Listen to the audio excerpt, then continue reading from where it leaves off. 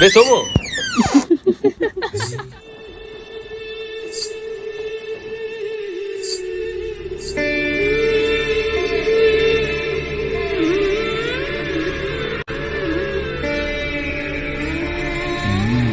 నన్ను క్షమించండి, ఇంకెప్పుడు ఇలా చేయను.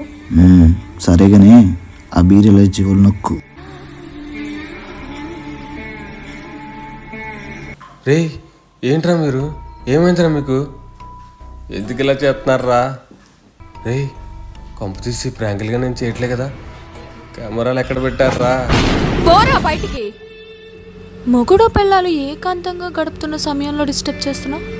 పో పోరా.